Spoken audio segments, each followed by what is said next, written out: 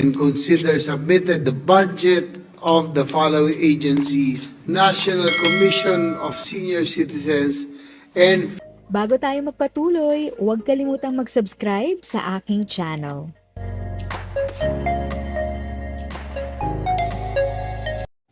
Thank you sa pag-click ng aking video. Good day po sa lahat ng mga nanonood. Sa mga bagong viewers at napadaan lang, by the way, I'm Tita Eda.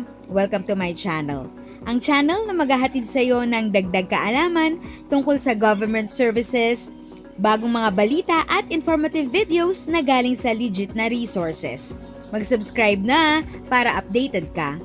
Information Corporation and acknowledge the presence of its officials led by President and CEO Ben Joshua Baltazar.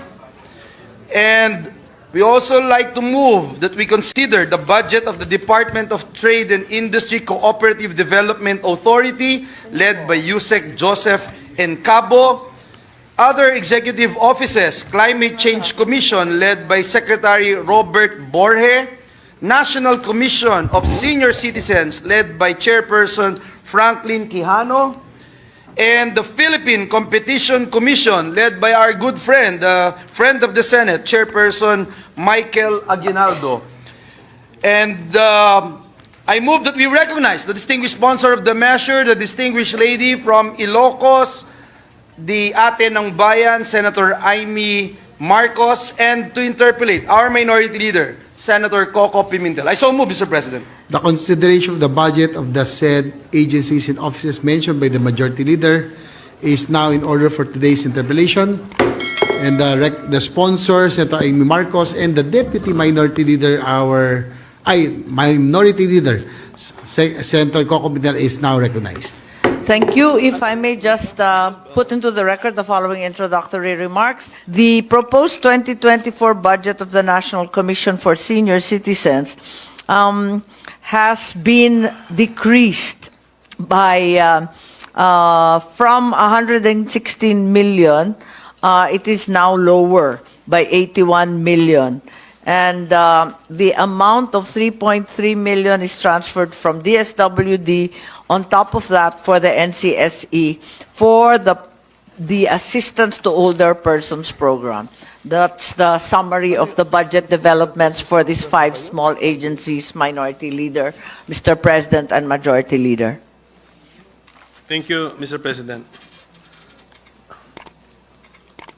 Okay, so we are tackling five different agencies, Mr. President. So let's move on and tackle the budget of the National Commission of Senior Citizens. Okay. Yes? 75% of plantilla positions are still unfilled as of the moment. I think may we know why? we're doing better now. I think about 50% were half filled already at this point. All the regions now have people, except there still are unfilled 84 plantilla positions, 11 coterminous, 11 contractual. So that's a total of 180. Well, at any rate, Mr. President, siguro the budget for, how much is the budget for the commission, ma'am? Yeah. For next year? Yes, the budget for next year shall be 76.599 under the NEP. Apa. So this is the budget to maintain the existence as well as the operations of the commission. But as mentioned by our sponsor, mga 1 or 2 days ago, by 1 or 2 evenings ago, I think she filed a bill which is actually a policy shift, a policy change, no, in the Senate Bill number 2463, introduced by Senator Amy Marcos, an act amending Republic Act number 11350, otherwise known as the National Commission of Senior Citizens Act, and for other purposes. So I think the bill proposes a shift or a change in policy na making making the NCSC from an From a- implementer of Yes. programs to a policy formulation and maybe coordination and evaluation body That's of correct. all senior citizens programs and policies. Yes, I think that's the idea. The suggestion came from the minority leader, and following many discussions in the DSWD, the intent was to convert the NCSC into a policy-making body, considering that more than 4 years after its creation, it still remains inoperable.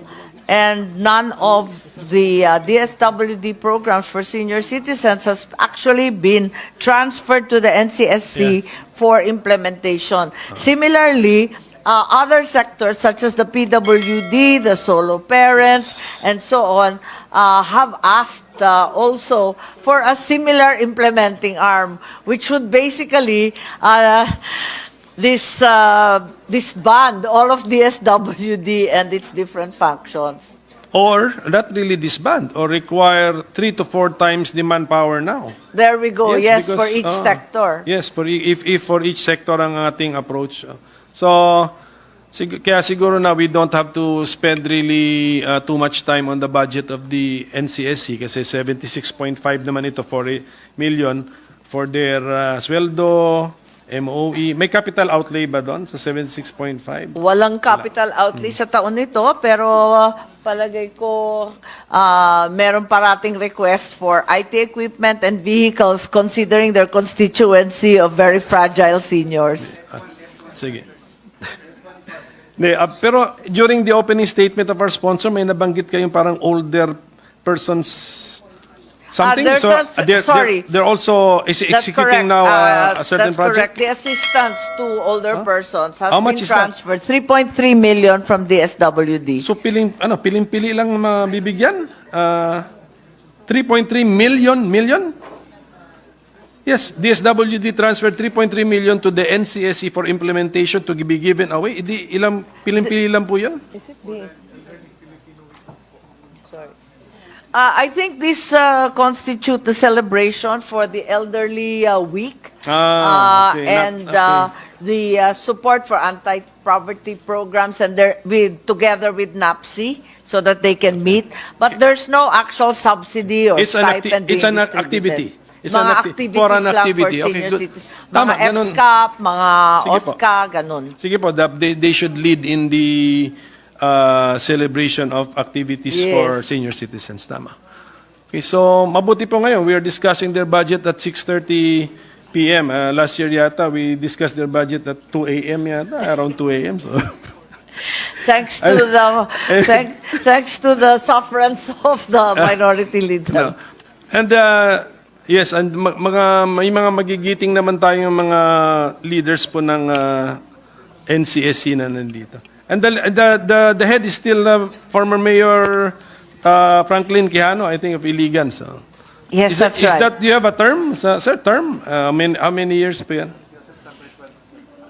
Until September 2025, having been Okay. appointed. Siguro, 2020. So it's a 5-year term. yes, so siguro they can participate in the discussion of Her Honor's bill. Yes. Siguro if they want to defend the current setup, then they should submit their position paper, defend their current. Basta ang reasoning lang po namin dun is, if you are to implement it, you need to now replicate the manpower infrastructure, the human infrastructure of the DSWD kasi aminado naman tayo, may senior citizen din sa barangay na sa bundok, may senior citizen sa city center. Tama. So if we need a different structure to implement to bring them the cash assistance, nagdodoble-doble po tayo. I think that's parang reality na lang po yun na malaki na po masyadong gastos ng ating gobyerno. Tama po. And so we wish the National Commission of Senior Citizens all the best. And good health to all. Kasi Yes, most importantly, yes po. to qualify as a commissioner, kailangan bang nasa senior citizen na? Okay, so if the sponsor is satisfied with the explanation, happy na rin po ako. Thank you very much, Minority Okay Leader. Nasagot na po yung tanong ninyo.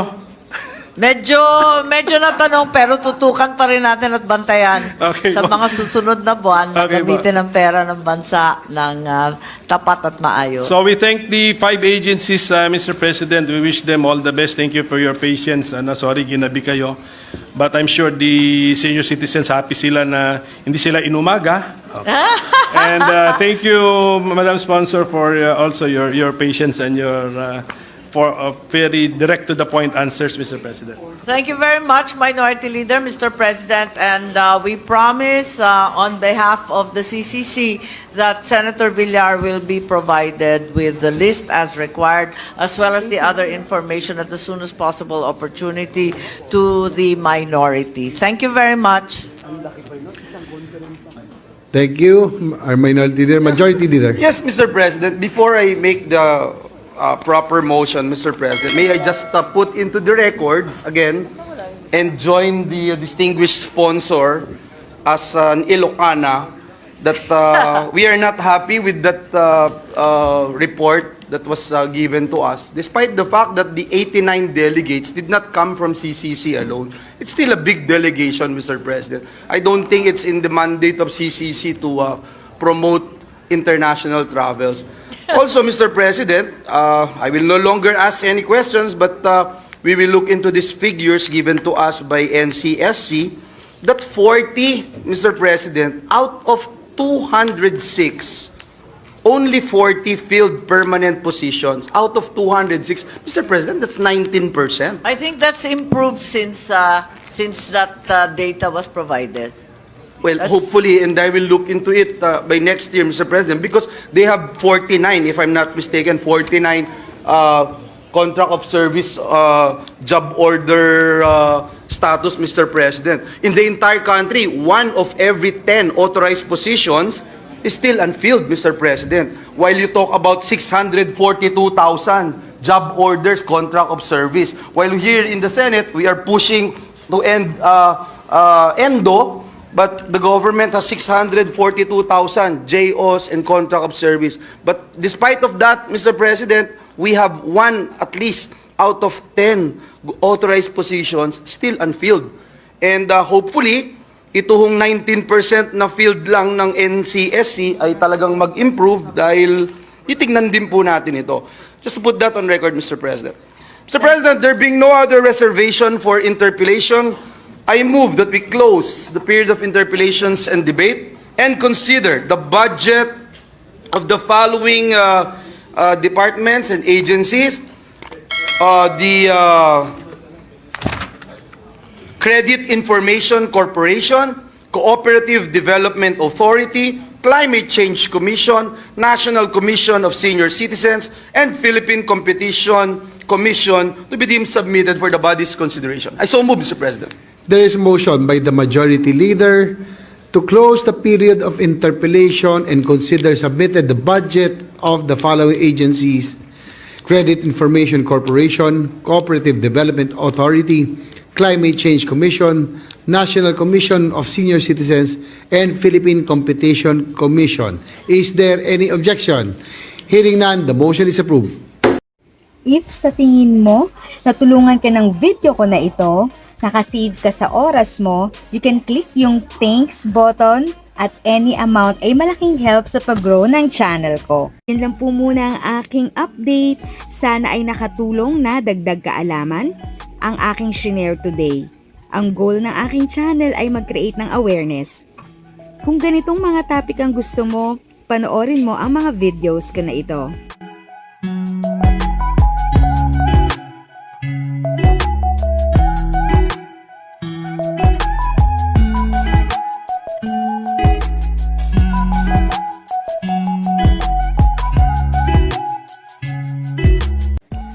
Thanks for watching! Kung may kapamilya, kaibigan o kakilala sa tingin mo ay magiging interesado sa video, please share or tag sila sa comment section. At syempre, if nagustuhan mo ang video, i-like mo na ito at subscribe ka na din. As always, feel free to write your questions, comments, and opinions respectfully. And continue to be a blessing and stay safe.